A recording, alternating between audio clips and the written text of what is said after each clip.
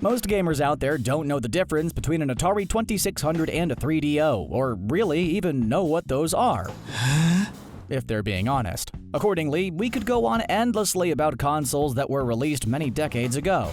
But to keep things relevant, we're going to be talking about consoles that didn't come out too long ago you still probably never heard or knew much about. Now, even if you happen to be an ageless immortal and knower of all things, don't click away just yet. We're not just going to list random failed video game consoles. We're going to get into why each of these consoles never managed to be remembered, as well as what makes them worth remembering. From a PlayStation and Wii you probably didn't know existed, to a PC version of a Nintendo Switch and more, we'll be covering our gaming bases and looking back at video game consoles over the course of the last couple decades. Strap in, folks, get some popcorn and snuggle up for some sweet, sweet information on 5 gaming consoles you didn't know existed.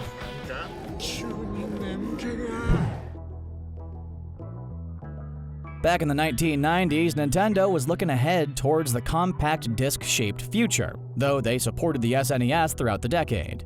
However, the CD was a relatively new thing to video games, and Nintendo wanted to defray some of the upfront development costs by working with an established force in the industry. So Nintendo partnered with Sony and Phillips to build the interactive CD, or CD-i, to house their video games of the future. Originally, a CD-i drive attachment was planned for the SNES, followed by the release of the Nintendo PlayStation, a console that would play discs and Nintendo games. Nintendo decided eventually this partnership wasn't for them, so they canceled their plans with Sony and Philips to build new hardware. However, the CD-i technology was already developed, and Nintendo had already given the go-ahead to Philips to make Nintendo games for the CD-i. So Philips decided to make its own console, the CD-i player, while Sony went off on their own to develop the Sony PlayStation. The CD-i player, first demonstrated in the late 80s, entered the market in 1991. With the CD-i Player 200 series. The console itself wasn't very powerful, housed mostly edutainment and multimedia tools, and never managed to bring to the table a roster of worthwhile games,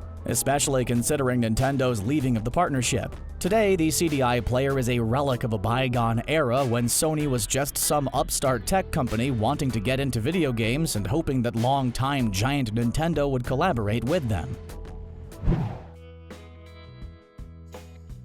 In late 2012, Nintendo finally released a new Wii. Yeah, sure, they released the Wii U, if that's your sort of thing, but they also released the Wii Mini. The Wii Mini was conceived as a late refresh to the Wii, which released way back in 2006. Like your PlayStation Slims and your Xbox Slims, you'd think it would just be a Wii, but smaller and cheaper. And, well, yes, that's true, but it's not just smaller and cheaper. It's so small and so cheap there weren't very many features left. Going for a clean $100, the Wii Mini came in red, was packaged with a Wii Remote Plus and Nunchuck as well as Mario Kart Wii. That sounds like a decent deal, right? Maybe the Wii didn't have the greatest video games, but it had enough that were good enough for $100, right?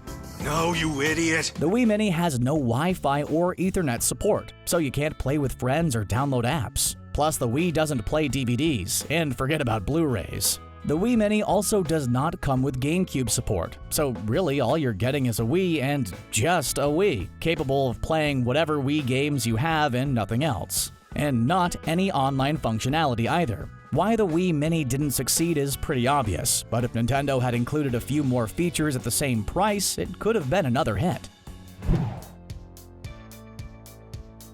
We all remember Google Stadia and its over-promising and under-delivering. Stadia was pitched as the ultimate convenience. Play your games anywhere and don't even worry about what generation you're on. Unfortunately, the tech, the prices, and the games never added up, and at best, Stadia was a useful curiosity to those with the right setup looking to play a game in bed. But Stadia wasn't the first major foray into producing a streaming-based games console. Back in 2013, we heard this story for the first time with the launch for the kick-started Android-based streaming console, Ouya. Ouya promised to take the middleman out of gaming, lower the barrier to entry with a cheap price, and make sure all games on their platform had free options and everyone who bought the console could develop for it. The pitch was good, but like Stadia, the tech and the games just weren't there, and never were. Though Ouya did have a worse go of it than Stadia, with much more unreliable streaming and very few actual options for games, while Stadia has amassed a decent catalog. But you do have to pay for those games, and they aren't particularly cheap. Ouya crashed and burned, and was quickly sold to Razer in 2015, who continued to support the service until 2019, when it all finally went offline for good.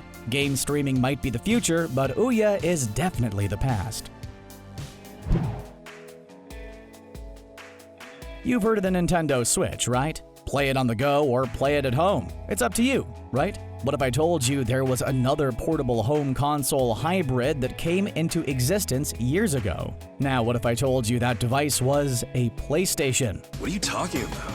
That's right, folks. We're talking about the PlayStation TV. The PS TV may well look unassuming, it being a small black box with just a few inputs on it and not much else, but it's actually just a PlayStation Vita you can play on your TV at home. Plus, it can even output to 1080i. The PS TV was aimed at the Japanese market and was discontinued shortly after it launched, but this device makes good on essentially all the features of the Switch, but for the Vita. You can swap games and memory cards out of your Vita and into your PS TV to continue playing, and the Vita also comes with a much more robust online service than the Switch, which will also be fully accessible on your TV through the PS TV.